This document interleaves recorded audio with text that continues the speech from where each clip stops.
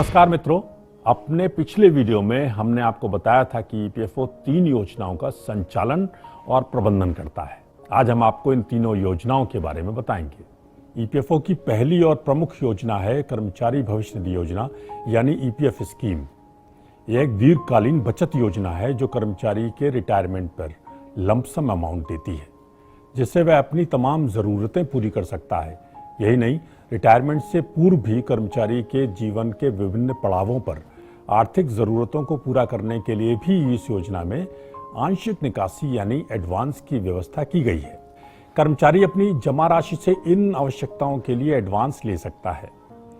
स्वयं एवं परिवार के इलाज के लिए, अपने अथवा पुत्र पुत्री भाई बहन के विवाह और बच्चों की शिक्षा के लिए, मकान बनाने, बना बनाया मकान खरीदने या प्लॉट खरीदने के लिए, रिटायरमेंट से 1 वर्ष पूर्व 90% तक राशि का एडवांस, 55 वर्ष की आयु पूर्ण करने के बाद वरिष्ठ पेंशन बीमा योजना में निवेश हेतु 90% तक एडवांस, दिव्यांग व्यक्ति को जरूरी उपकरण खरीदने के लिए एडवांस, प्राकृतिक आपदा से प्रभावित सदस्यों को एडवांस, 1 माह से ज्यादा बेरोजगार रहने पर एडवांस।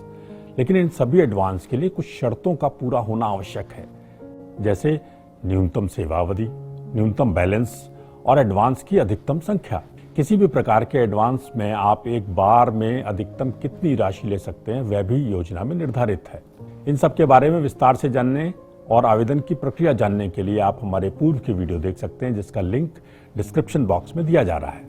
और अब बात दूसरी योजना की, यानी कर्मचारी पेंशन योजना। जैसा कि हमने आपको पहले बताया था कि इसका सदस्य बनने के लिए अधिकतम वेतन सीमा 15,000 रुपए है। इस योजना के सदस्यों को रिटायरमेंट पर पेंशन दी जाती है, जिससे वह आसानी से अपना जीवन यापन कर सके। इसके तहत कई तरह की पेंशन मिलती है, जैसे सदस्य को 58 वर्ष की आयु पूर्ण करने पर मासिक पेंशन मिलती है। इसके लिए न्यूनतम सदस्यता अवधि 10 वर्ष है। सदस्य की मृत्यु पर उसकी विधवा व बच्चों को पेंशन, विधवा के जीवित न होने पर बच्चों को अनाथ पेंशन, मृतक सदस्य के पत्नी व बच्चे न होने पर माता पिता को पेंशन, परिवार में कोई न होने पर नॉमिनी पेंशन, सेवा काल में पूर्ण व स्थायी अपंगता होने पर अपंगता पेंशन। सदस्य पेंशन को छोड़कर अन्य किसी भी पेंशन के लिए न्यूनतम सेवा अवधि की शर्त नहीं है। अर्थात सदस्य की मृत्यु की स्थिति में 1 माह की सेवा पर भी सदस्य के आश्रितों को पेंशन दी जाती है। पेंशन योजना को विस्तार से जानने के लिए आप हमारा पूर्व का वीडियो देखें, जिसका लिंक डिस्क्रिप्शन बॉक्स में दिया जा रहा है। ईपीएफओ की तीसरी स्कीम है ईडीएलआई स्कीम। ईपीएफ योजना का प्रत्येक सदस्य इस योजना का सदस्य स्वतः बन जाता है। जैसा पिछले वीडियो में बताया गया था, इस योजना में सदस्य को कोई अंशदान नहीं देना पड़ता है और केवल नियोक्ता 0.5% कंट्रीब्यूशन देता है। इस योजना के तहत सेवा काल में सदस्य की मृत्यु होने पर परिवार या नॉमिनी को एक मुश्त बीमा राशि मिलती है, जो सदस्य के ईपीएफ अकाउंट में पिछले 12 माह के बैलेंस पर निर्भर करती है। ये राशि अधिकतम 7 लाख रुपए तक हो सकती है।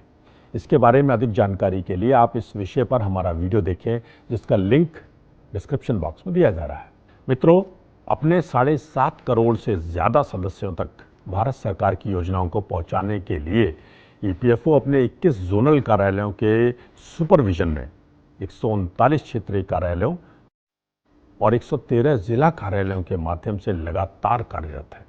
दोस्तों, ये थी ईपीएफओ की तीनों योजनाओं की जानकारी।